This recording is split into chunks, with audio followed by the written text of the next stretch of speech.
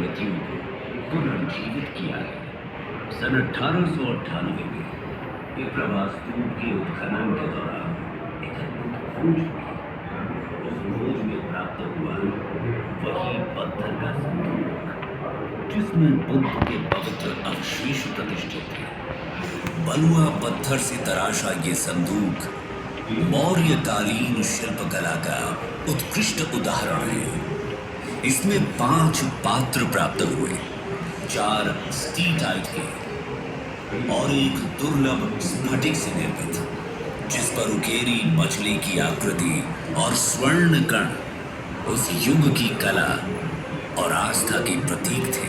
संपूर्ण उत्खनन साक्ष्य दर्शाते हैं कि बुद्ध के महापरिनिर्वाण के उपरांत शाक्य कुल ने उनके अवशेषों को संरक्षित करने हेतु एक प्रारंभिक मिट्टी का स्तूप निर्मित किया, जिसे मौर्य काल में पक्की ईंटों से विस्तारित किया गया।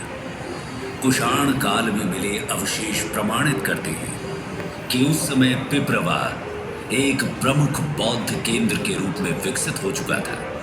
स्तूप के चारों ओर अनेक विहार और लघु स्तूप प्राप्त हुए। इन्हीं विहारों में सबसे प्रमुख है पूर्वी विहार, जिसका विस्तृत आंगन और चारों ओर बने 30 से अधिक कक्ष भिक्षुओं के आवास थे और साथ ही वहां स्थित थे स्तंभ युक्त बरामदे।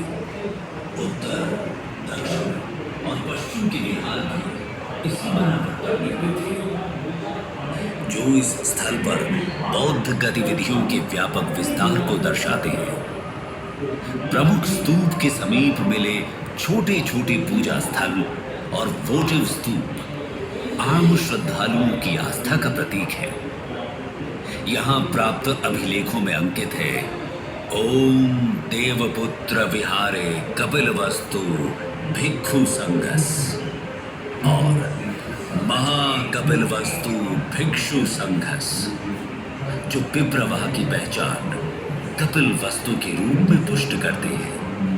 कपिल वस्तु की ये पहचान और स्पष्ट होती है जब हम सांची जैसे स्थलों की उत्कीर्ण मूर्तियों का अवलोकन करते हैं, जहां सुरक्षा प्राचीरों से घिरा नगर, बुर्ज युक्त प्रवेश द्वार, व्यस्त गलियां, शाही महलों से लेकर साधारण आवासीय परिसर और हरे भरे उद्यान सब मिलकर एक सुदृढ़, समृद्ध और सुव्यवस्थित शहर की छवि प्रस्तुत करते हैं। और आज यहाँ प्रदर्शित भगवान बुद्ध के अवशेष और रत्न सदियों से विस्मृत हो चुके कपिल वस्तु के उस प्राचीन वैभव की कहानी कह रहे हैं।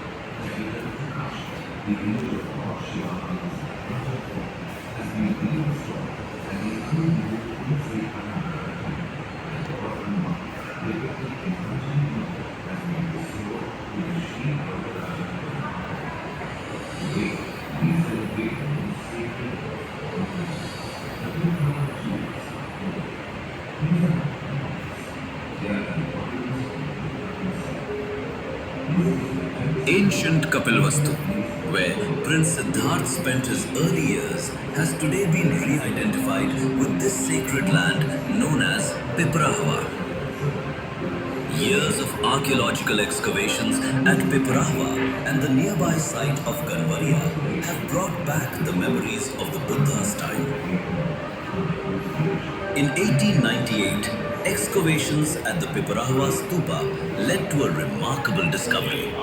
A stone coffer in which the sacred relics of the Buddha had been enshrined. Carved from sandstone, this coffer stands as an outstanding example of Maurya craftsmanship. Inside the coffer were 5 reliquary vessels, 4 made of steatite and 1 crafted from rare crystal.